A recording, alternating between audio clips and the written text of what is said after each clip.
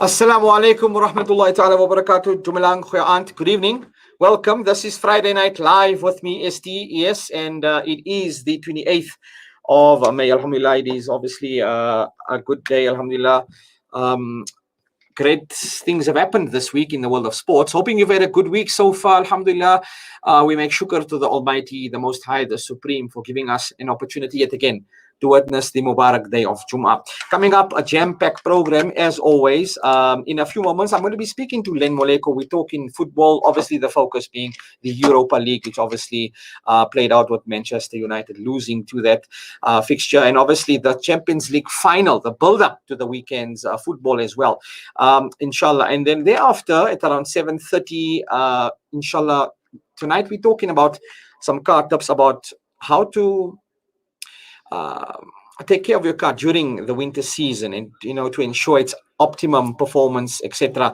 We're going to be speaking to motor mechanic Abdurrahman Mia around about 7:30 or so in this regard, and he'll be sharing some tips and talking points about that.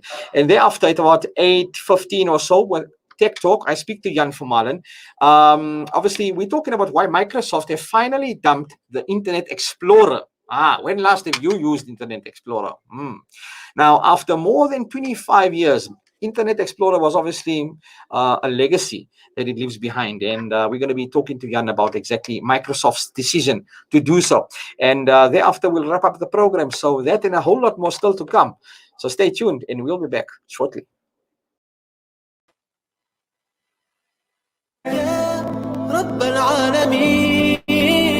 Listen to something fresh. Listen to Salam Media, your humanitarian broadcaster.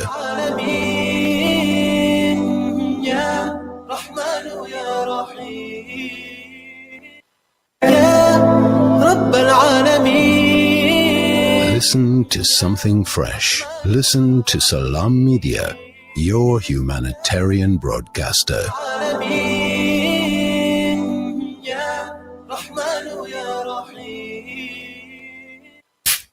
Motala Perfumes, one of the biggest perfume manufacturing houses in Africa, with a state-of-the-art manufacturing facility specializing in designing, creating, developing and producing new scents and matching designer fragrances for all our stores, as well as private labeling for individuals and companies across Africa.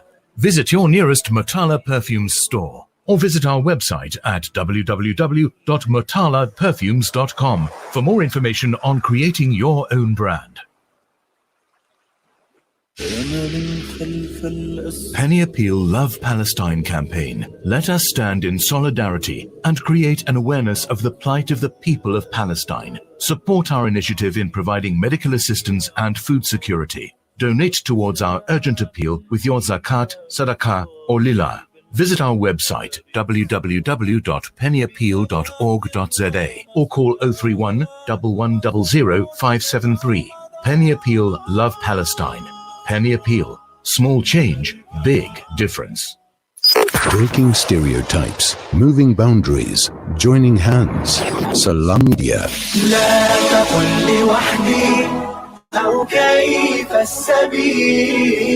Humanity sets the agenda. Welcome back. It's just after 10 minutes after 7 p.m. and obviously we continue with the program now. The sports segment tonight, obviously football. We speak to football journalist and sports journalist Lenn Moleko about obviously the UEFA Europa League final, which obviously took place, which saw a whole lot of goals in that fixture. Obviously, that played out on Wednesday with Villarreal and Manchester United, and played out into penalties where both goalkeepers had to eventually face each other head to head. Also, the Champions League final is in the spotlight. Obviously, the season and the leagues have obviously drawn to close. We've seen Manchester City and their performance and depth in the squad. To talk to us more, we welcome Lenn Moleko. Good evening. Always a pleasure to be with you guys. Good evening, Lenn. Great to have you with us. Thanks for taking the time. I'm hoping you've enjoyed the week as much as I did and had a wacky Wednesday, because why I say that, Wednesday's fixture, man, with the amount of goals in the UEFA Europa League, wow, that final which went till the last breath. I mean, it was quite intense with Gerard Moreno and Edinson Cavani drawing 1-1, and then thereafter leading into the penalties, where both goalkeepers eventually had to face off each other. When last did you see a final like that? Actually, when last did I see a game that ended up with goalkeepers kicking penalties? Yeah. Which means either everybody missed or some people missed, and it got to a point whereby even sudden death couldn't separate the two teams. But an overall good game. I was actually very impressed with how Man United played in the first half, especially after they scored the goal. They were pressing. Villarreal did not look like they had any ideas. At some point, I was actually asking myself if what is it that Villarreal can do in the event that Man United score a second goal. But a lot of chances were wasted. Yes. I mean, Marcus Rashford could have had instances where he could have passed the ball instead of going for a shot, and such things, such decisions ended up costing Manchester United. And as a result, they were not able to get that second goal that they needed, and the game went into extra time and no goal was scored and penalties came. And I haven't in a very long time seen the quality of penalties that were taken in that Europa Cup final, from the first penalty that Man United kicked up until the one that David De Gea kicked, which unfortunately got saved. But even with that, Rulli, the Villarreal goalkeeper, a lot of strikers, a lot of midfielders, a lot of defenders probably sat back and thought, if only I could slot a penalty like he did. Well, you make valid points there. Firstly, with Marcus Rashford. On that point, coming from Ole Gunnar's perspective, obviously being a former striker, being the manager now, he would have obviously said, take every opportunity you get, and you've got the pedigree of Edinson Cavani on the pitch. He'd also say, take the shot. But we've seen also incidences where Bruno Fernandes came very close as well, missed out in the game as well. As a poacher, as a striker, you're going to just make do with the situation and try your best. Unfortunately, opportunities were missed. Maybe they could have shared the ball a bit more. But I think it's a lot that, we've seen in terms of the intensity, especially in the second half, where, as you say, United were pressing a bit higher. And then obviously the penalties, surely they spent a lot of time in training. Pat, I mean, the way Villarreal were taking their penalties, you would have shown that they probably had 2-3 days whereby all they did was kick penalties, from the primary kickers all the way to the goalkeeper, because none of their players, none of the 11 that were on the field when the game ended, missed a penalty. But however, going back to United and some of the opportunities that they missed, you get into a situation whereby you want to grab the headlines, and I think this is where you see the difference between a Manchester City and a Manchester United, whereby with Manchester City, you will have a Kevin De Bruyne or a Sterling or a Jesus or a Sergio Aguero or a Ilkay Gundogan or a Mahrez, who can be a Foden, who can be within a scoring chance. But it's calculating that I've got a 6 out of 10 chance of missing this goal, but I've got a 9 out of 10 chance of an accurate pass to the guy who's got a 10 out of 10 chance of scoring the goal. So if you don't have that kind of reading the game, which is, I think, something that Pep has instilled so well in his Manchester City team, then you have a situation where people will take will take chances at goal from positions that do not even warrant you to take chances from goal, wherever they are, and people wanting to go for glory when it's not needed. And you sit back and you ask yourself now, and you look at the style of play that Raheem Sterling has. Yes, he's grown in how he plays, but he still has those instances whereby he would rather go for a 6 out of 10, ignore a 9 out of 10 that can turn into a 10 out of 10. No, very valid point there. I mean, obviously, what I want to add to that is in terms of the depth and the mentality that the manager brings across to the team compared to Pep Guardiola and his approach. Interesting when Alex Telles walked up and took the shot. Obviously, starting from the back, you need to know that you can have a team who can give you that support and back end when you need it most, and it was great to see obviously that point. Manchester City obviously have got much more of depth, in terms of obviously their squad, obviously, as you'd agree, in that aspect. All in all, do you think it was a fair result that it went down to a penalty shootout and United ruled their chances, or Villarreal for that matter? I think on the balance of play, Man United should have won that game. Wasted a lot of chances. I think after Villarreal scored and they were 1-0 up, they kind of sat back and they were going on a notion of hope, hoping that they can keep Man United out. Unfortunately, things did not work out the way they were hoping they were going to work out. And as a result, they ended up conceding that goal with Edison Cavani. And now it was up to them to sort of like go at Man United, but they didn't look like they had firepower to do that. So that's when you saw Man United pressing at Villarreal, looking for those chances, but obviously wasting those chances. And you almost had a sense in some instances that Villarreal probably played for a penalty shootout, because the way they took their penalties, you would be convinced that they practiced for a probability of a penalty shootout.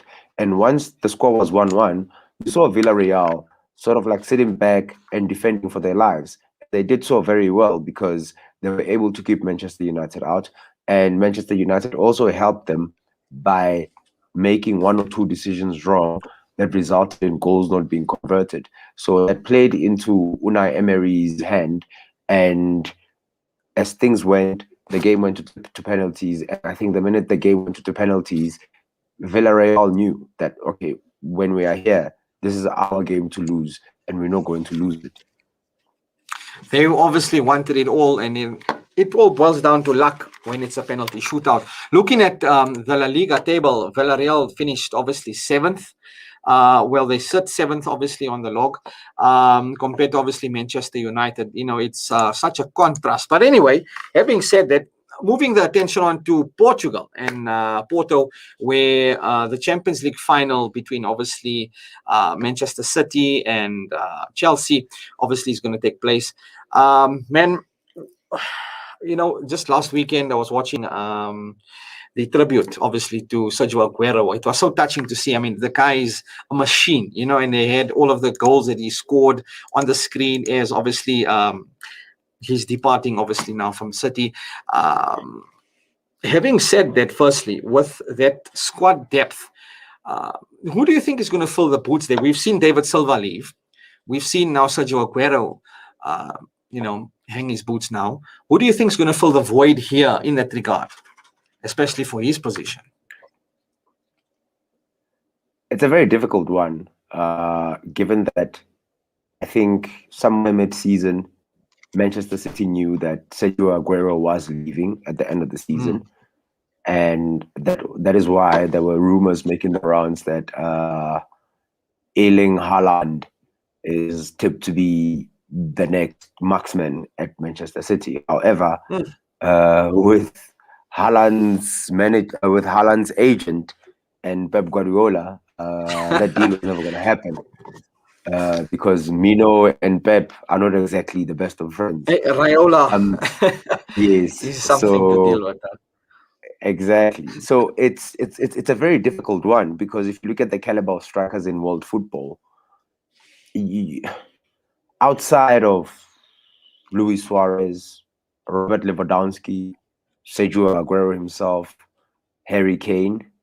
But the interesting thing as well is that Harry Kane is in talks with Spurs to say that I need to leave. So would he be a good fit at Man City? Because even if he goes there, they're not necessarily a rival team in terms of geographical positions. I mean, if he had to go to Arsenal or he had to go to Chelsea, it would be a different story. but he's going to Manchester. If he goes to Manchester United, it wouldn't be a far cry. If he goes to Manchester City, it also wouldn't be a far cry. I mean, we look at so many quality players that have moved teams. The likes of Kyle Walker has left Spurs to go to Manchester City. We look at the likes of Sterling has left Liverpool to go to Man City. So it won't be something new. And I think if there's anybody who can be not necessarily the next Sergio Aguero, but somebody who can kind of like fulfill that role that Aguero played, and somebody that is available, somebody that is of quality, and somebody that can give you 20 plus goals a season at Man City, Consistency. it's Harry Kane. I mean, And it's Harry just Kane sad is to see. Sorry to come in there. It's just said that obviously over the years, Aguero succumbed to a number of injuries. You know, you would have won a number of golden boots had he not had so many injuries over the years.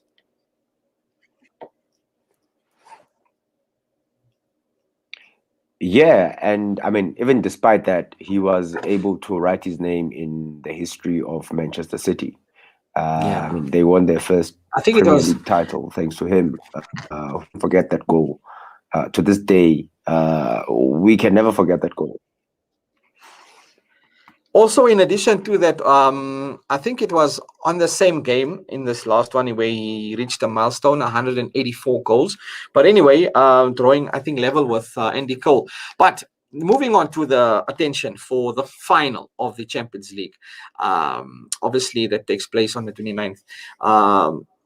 What do you make of the lineups? What's your team predictions? Firstly, who do you think is going to play what? Yeah.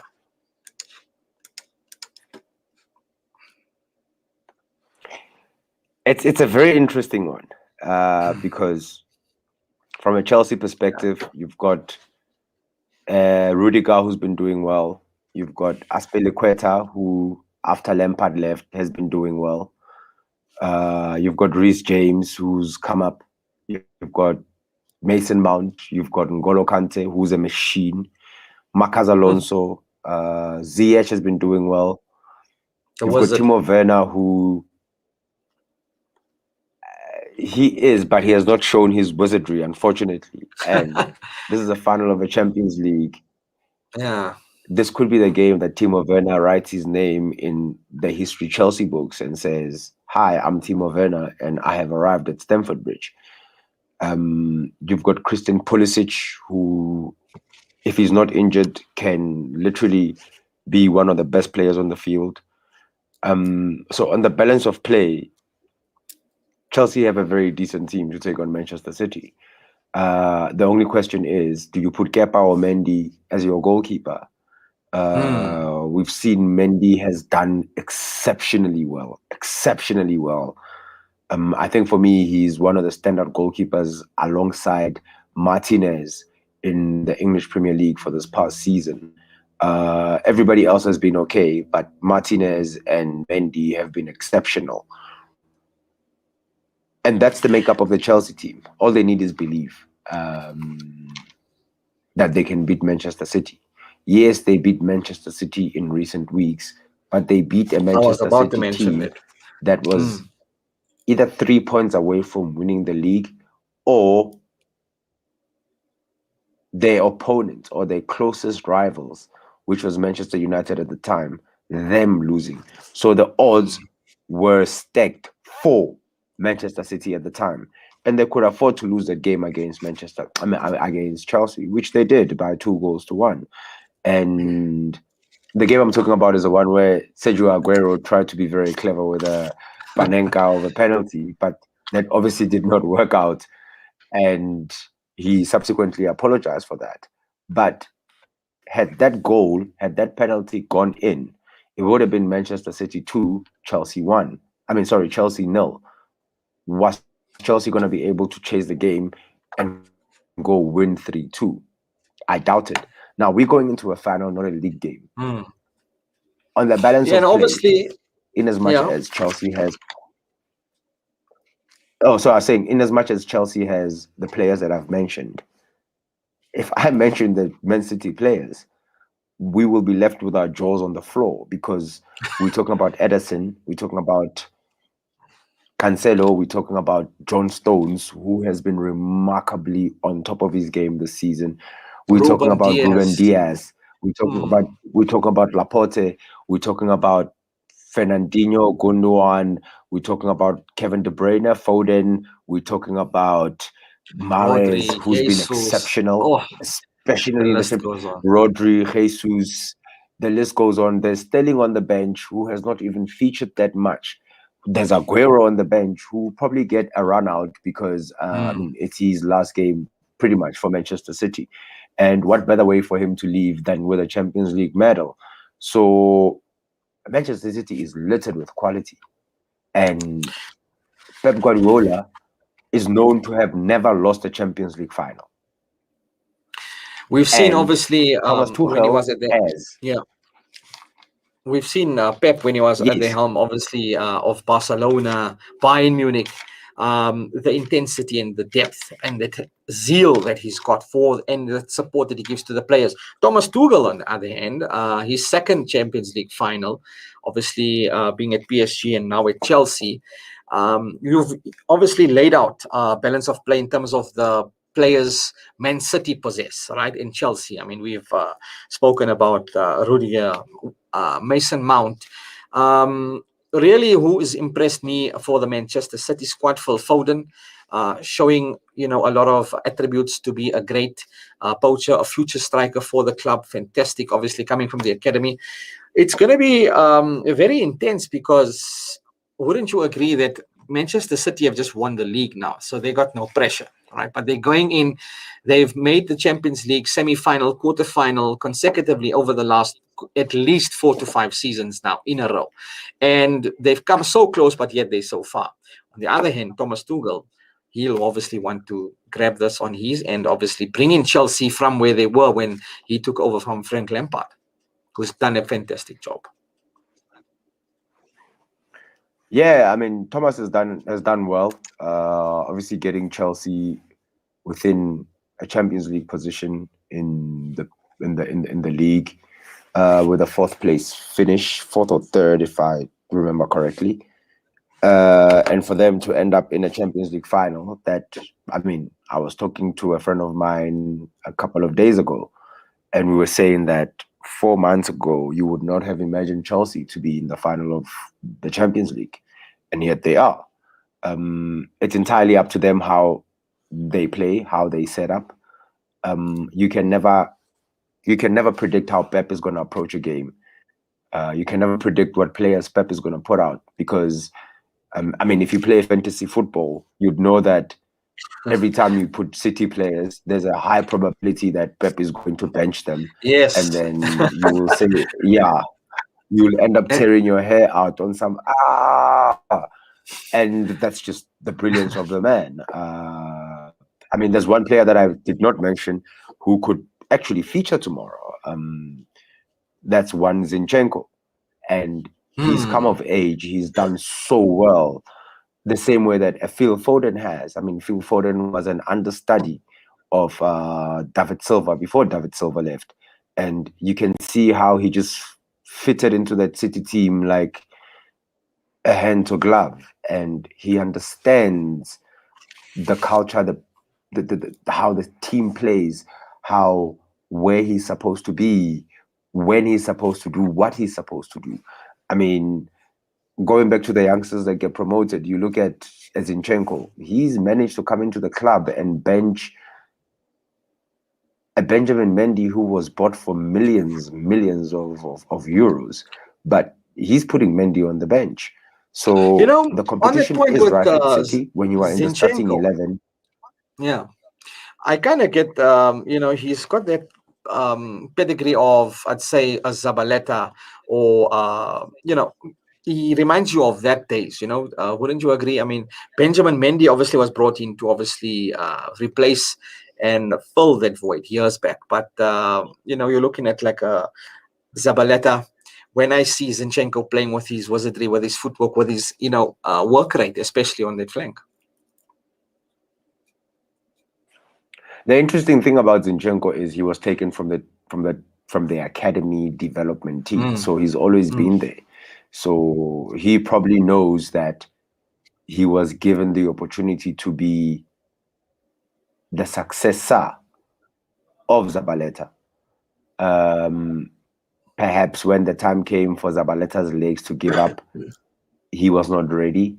And as a result, that's when Pep went out to Monaco to go buy Benjamin Mendy for as much as he bought him. However, Mendy has been riddled with injuries, and when he does play, sometimes he doesn't give you the confidence of the kind of player that you want from him. And Zinchenko has come in, and he's taken that position, and he wants to make it his. Yes, the Cancelos of this world, the Rodris of this world, because at City, anybody can play every position. I think one of my biggest shocks was seeing Ilkay Gundogan scoring as many goals as he scored, because from his days at Borussia Dortmund, I knew him more as a number 6, number 8 kind of thing. Kind of like the holding never somebody. Yes, more of a holding midfielder, but never somebody who literally would slip in the box and score the goals. But he's doing that right now for City. So one day, don't be surprised if you see Kyle Walker playing as a number 9, because I think it's the kind of thing that happens at Man City, whereby probably every player knows what every player play, or what position every player plays, and they know the pressures that come with those positions. And as such, you need to do as much as you can wherever you are to own your position, because if you don't own it, a striker can come take your job as a centre back, kind of vibes. 100%. And it's also knowing that as much as you do what you do, also understand what the other guy does. As a striker, you think your job is to score goals, but in as much as you score goals or miss those goals, remember that there is a defender who marks so that goals don't get scored the other side, so that we don't lose. So I think there's a mentality of unity, a mentality of fighting for the every inch that the team has. You know, kind of like that speech from Any Given Sunday that Al Pacino made for his team. I think that's the kind of mentality that Man City have. And if you're playing against a team like that, a team that do not want to lose anything and they want to win everything, then it becomes very difficult. And for Chelsea, yes, they've got a couple of good individuals, but if Man City are in the mood tomorrow, unfortunately, I'm gonna have to help my Chelsea friends in comfort, because they are losing the Champions League final. You know, as you clearly highlighted and made mention of the two teams on paper, and I mean, obviously looking at the benches of both teams, looking at the starting 11s, I would definitely say Manchester City, in my opinion, are going to take this in terms of depth and intensity. Very quickly, Lenn, score predictions. Do you think we're going to see another penalty shootout with goalkeeper Mendy versus Edison Santana? What's your score prediction here? 2-1 to Manchester City. No penalty shootout, no extra time. Come 11 o'clock tomorrow, that game would be concluded. Okay, interesting. Well, clearly I can tell, obviously, your money is on Manchester City. But anyway, it brings us to 7:35. Lenn, that's all we have time for, unfortunately, until we chat again. Enjoy the game. Enjoy your evening tonight. And yeah, tomorrow, 11 o'clock, maybe I'll send you a WhatsApp. Then we'll talk. Have a lekker one. All right, cool stuff. Not a problem. Same to you, man. Great stuff. Cheers, man. Lenn Moleko talking to us. Analysis of the UEFA Europa League final, which saw the massive penalty shootout earlier in the week, and build up to obviously the Champions League final. Anyway, what's your score predictions and who do you think is going to win? Send me your comments on the WhatsApp line, or you can comment below on the Facebook app as well. It's now 7:35.